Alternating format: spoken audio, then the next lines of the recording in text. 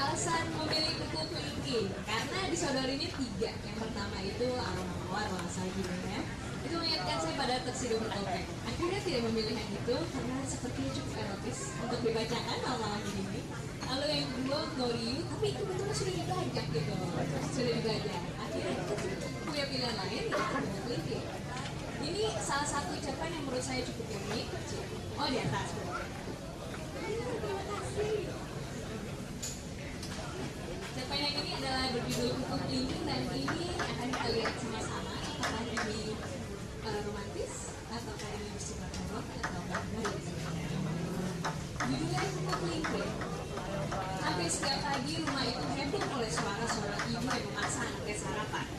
Dentingannya bergema memantul-mantul ke setiap dinding sampai akhirnya terlontar keluar melalui jendela yang terbuka. Uap mulut yang panas itu berhamburan, saling selinap dengan aroma wangi bunga yang berhembus dari tubuh. Dengarlah, Bobby, Bobby, Bobby. Anak laki-laki berumur 5 tahun, kurus rempeng melangkah tanpa suara dan gerobak berada di belakang pantat ibunya. Ada apa, Mak? Jawaban serupa bisik itu menandai kehadirannya. Yang baru diketahui ketika ada jeda pada lowongan sang ibu. Oh, rupanya kamu di sini. Sudah mati? Suara ibunya berubah lembut. Bibirnya tersenyum, otot-otot yang semula tegang di sekitar leher pun mengendur. Namun gemar rawangannya masih bersiluman ke relung-relung ruang. Karena rumah itu sepi setelah ayah berangkat ke kantor dan kedua kakaknya melangkah ke sekolah. Bobby hanya mengangguk, seraya menatap paras ibunya.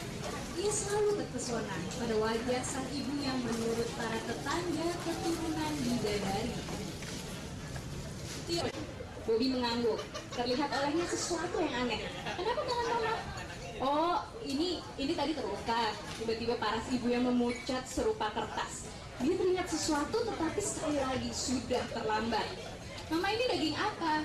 Bobby mengamati sepotong daging yang tersisa di mangkuk supnya, sementara kuahnya telah kandas. Mirip hidung jari, ada kukunya, boleh dimakan, ah? Mula-mula ibu terperanjat mendengar ucapan Bobby, hatinya berdesir cemas. Kemudian ada rasa mual yang melesak dalam lambungnya. Kepalanya berputar seperti lepas dari engsel. 1000 kunang-kunang datang memenuhi matanya. Dia pun menjerit sekuat-kuatnya sebelum jatuh pingsan. Bobby!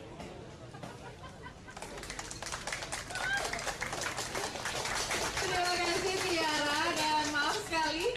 Semoga tidak merusak makan malam Anda dan nafsu makan Anda. Oke, mungkin untuk sedikit melupakan kuku kelingking dalam sup.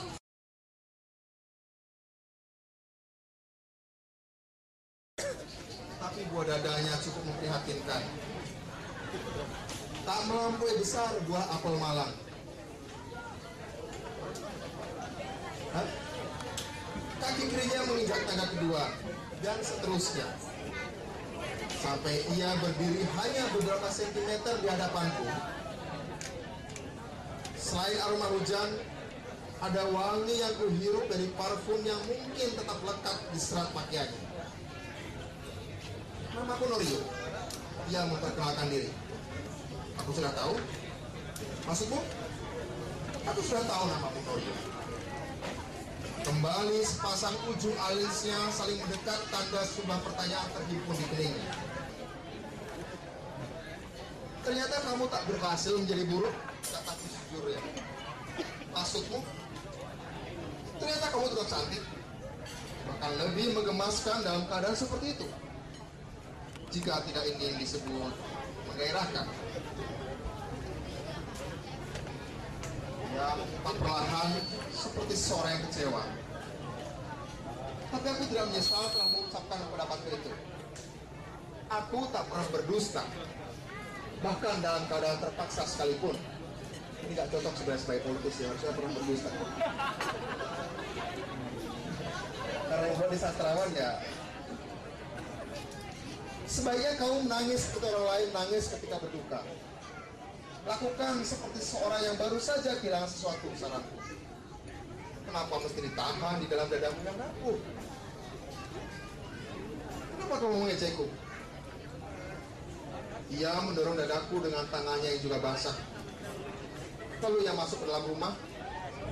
Lantai ruang tamu segera dihiasi genangan oleh tetes-tetes air dari tubuhnya. Kamu tidak ingin melepas sepatumu. Kamu pasti merasa sayang jika sepatu itu rusak. Bukan? Kenapa kamu ngajariku? Noryu meradang. Aku tahu bagaimana aku menulis. Kamu pikir aku siapa? Siapa yang mengajarimu? Aku hanya mengingatkan. Tangan Noryu terangkat dari keyboard, merajuk. Mungkin sebaiknya kamu saja menulis. Bukankah itu lebih meringankan bebanku? Apakah benar kamu setuju? Apakah kamu ingin aku menceritakan semuanya tanpa satu adegan pun terlewatkan? Aku memanca. Terserah apa maumu. Sejak kamu duduk di kafe itu menunggu kedatangannya, atau langsung dari setiap jalan pikirannya yang mulai tidak kau pahami dan menerbitkan perdebatan sendiri? Air mata perlahan-lahan meleleh di pipinya. Di pipi Noryu yang menyentuh, padahal pagi tadi masih tampak bulat. Atau selamat malam, salam sejahtera Bapak Ibu saudara-saudara sekalian. Terima kasih banyak kami ucapkan mewakili teman-teman Serambi, pimpinan dan seluruh karyawan yang mengucapkan ribuan terima kasih atas kesediaan semuanya untuk hadir pada malam hari ini, di malam yang penuh kegembiraan dan kebahagiaan kita meskipun diguyur oleh muda-muda maupun yang sudah tua, tidak apa-apa, tidak ada masalah sebetulnya, karena tidak ada bias usia. Selain tidak ada bias juga, tidak ada bias usia, dan mudah-mudahan semuanya bisa ditampung selama memenuhi apa yang dianggap bermutu oleh teman-teman di Serambi. Lalu pada kesempatan saat ini kami ingin mengucapkan pertama-tama kepada Pak Kurnia sendiri, Mas Kurnia, terima kasih atas kesempatan yang Anda berikan. Terima kasih telah memilih Serambi untuk menerbitkan karya Anda, dan semoga ini bisa diikuti oleh teman-teman yang lain. Terima kasih kepada para pemuka, para tokoh, saya lihat di sini ada dari artis sampai teman yang lain telah berkumpul di sini. Terima kasih banyak kepada termasuk para pengunjung Taman Uner, juga para undangan yang telah meluangkan dan menghabiskan weekendnya di tempat ini.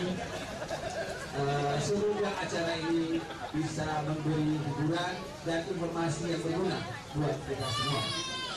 Saya kira itu saja dari kami, karena sambutan yang dulu adalah sambutan yang panjang, jadi saya akhiri saja. Assalamualaikum warahmatullahi wabarakatuh. Terima kasih Pak Uski. Mohon Pak Uski tetap di atas panggung karena kita akan segera mulai launching buku anak-anak Moji ini yang ditandai dengan penyerahan secara resmi dari